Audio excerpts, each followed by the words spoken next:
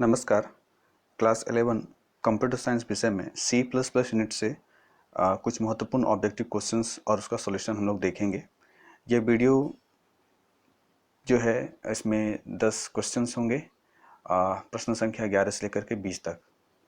ये जो C plus plus से ऑब्जेक्टिव के सवाल आप देख रहे हैं, ये ऐसा नहीं है कि ये केवल क्लास 11 के लिए इम्पॉर्टेंट है, ये क्लास 12 के लिए भी इम्पॉर्टेंट है। यानी क्लास 12 में जो सी प्लस प्लस से ऑब्जेक्टिव सवाल पूछे जाएंगे उसके लिए भी ये बहुत ही इम्पॉर्टेंट है।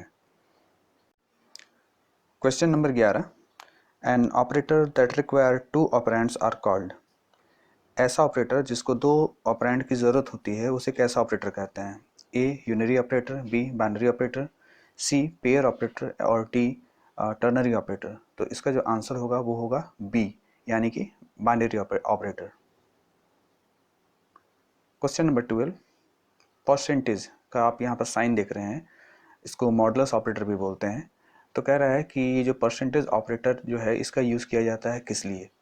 Division, remainder, a b division quotient, c division remainder and quotient और डी नॉन ऑफ दिस। तो इसका जो आंसर होगा वो होगा ए, यानी कि डिवीज़न रिमाइंडर। यानी इस ऑपरेटर का यूज़ हम लोग डिवीज़न के लिए करते हैं और आफ्टर डिवीज़न ये हम लोगों को रिमाइंडर देता है, यानी कि शेषफल देता है। Question number 13, iostream.h is a. iostream.h क्या है? ए हेडर फाइल है, बी फंक्शन है, सी क्लास है या डी ऑब्जेक्ट है। तो इसका आंसर होगा ए, यानी कि हेडर फाइल। और इस चीज़ को आप लोग ध्यान में रखेंगे कि कोई भी नाम जिसके साथ .h लगा हो वो क्या कहलाता है? हमारा हेडर फाइल कहलाता है सी प्लस प्लस में। क्वेश्चन नंबर 14, सी आउट। याद रखिए इसे सी आउट पढ़ते हैं, इसको काउट नहीं पढ़ते हैं। तो C out in C plus plus is A. C plus plus में सी आउट क्या है? ए ऑब्जेक्ट है, बी क्लास है, सी फंक्शन है या डी हेडर फाइल है। तो इसका आंसर होगा ए, सी आउट क्या है? एक ऑब्जेक्ट है। इसके बारे में डिटेल में जो थ्योरी क्लासेस होंगी उसमें आप जो है बहुत बेहतर तरीके से समझ पाएंगे। फिलहाल याद रखें सी आउट क्या है? एक ऑब्जेक्ट है। Question number 15, the standard output stream in C plus plus represented by. C plus plus में जो स्टैंडर्ड आउटपुट स्ट्रीम है इनमें से किसे कहा गया या किसके द्वारा रिप्रेजेंट किया जाता है? ए सी आउट, बी सी इन, सी हेडर फाइल या डी क्लास। तो हमने जो प्रीवियस क्वेश्चंस देखा था उसी से संबंधित है। तो इसका जो आंसर होगा वो होगा ए, दैट इज सी आउट। यानी सी आउट को कहा गया है standard output stream in C plus plus. Question number 16, ये जो आप सिंबल देख रहे हैं, ठीक है, डबल एंगल ब्रैकेट का, इसे क्या कहा गया है? इंसर्शन ऑपरेटर कहते हैं या बी एक्सट्रैक्शन ऑपरेटर कहते हैं या सी ऑब्जेक्ट कहते हैं या फिर डी हेडर फाइल कहते हैं। तो इसका जो आंसर होगा वो होगा, इसको आंसर को बताने से पहले आप लोग ध्यान देंगे कि इस ऑपरेटर का यूज़ जनरली हम लोग जो है करते हैं किसके साथ? तो सी आउट के साथ। आपने ध्यान दिया होगा कि इस ऑपरेटर का यूज़ जनरली हम लोग किसके साथ करते हैं?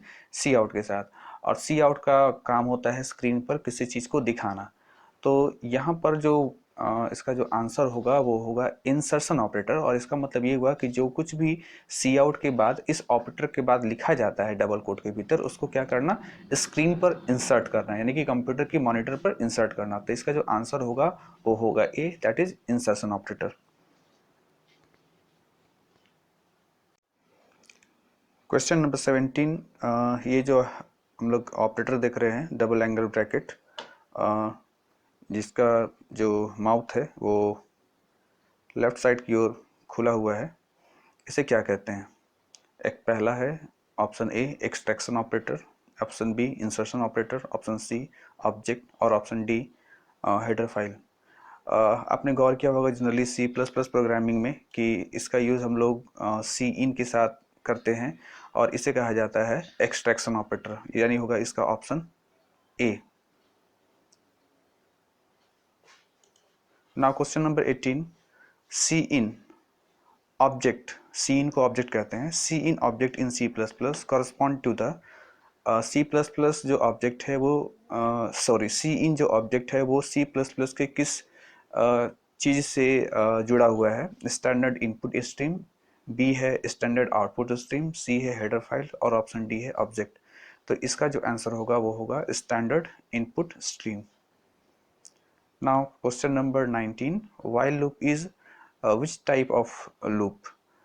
ब्लैंक यहाँ पर दिया हुआ है, यहाँ पर आपको फिल करना है कि while loop is blank controlled loop, entry control loop या एग्जिट कंट्रोल लूप या बॉटम कंट्रोल लूप या टॉप कंट्रोल लूप। तो इसका जो आंसर होगा वो होगा हम लोगों का entry control loop. Entry control loop इसलिए कहते हैं क्योंकि जैसे ही आप इस लूप में आते हैं तो सबसे पहले एंट्री करते वक्त ही जो है कंडीशन को चेक किया जाता है कि वो ट्रू है या फॉल्स है। और ये जो क्वेश्चन है बहुत ही इंपॉर्टेंट है, ये क्लास 11 के लिए भी इंपॉर्टेंट है, ऑब्जेक्ट के लिए, ऑब्जेक्टिव के सवाल में, और क्लास 12 के लिए भी इंपॉर्टेंट है। Now question number 20, which of the following are control statement? इनमें से किसे आप कंट्रोल स्टेटमेंट कहेंगे? ए कंडीशनल स्टेटमेंट को, बी लूप स्टेटमेंट को, सी ब्रेकिंग कंट्रोल स्टेटमेंट को, या डी ऑल? तो इसका आंसर होगा सभी all. Conditional, if else, switch, loop में for loop, while loop, do while loop, और ब्रेकिंग में, ब्रेकिंग कंट्रोल स्टेटमेंट में आप ब्रेक पढ़ते हैं, कंटिन्यू पढ़ते हैं और गो टू स्टेटमेंट पढ़ते हैं। ये सारे के सारे, यानी इसका आंसर जो होगा वो होगा डी। तो आज का हमारा ये ऑब्जेक्टिव्स सवालों का सेशन खत्म होता है। मिलते हैं नेक्स्ट वीडियो में। Thank you.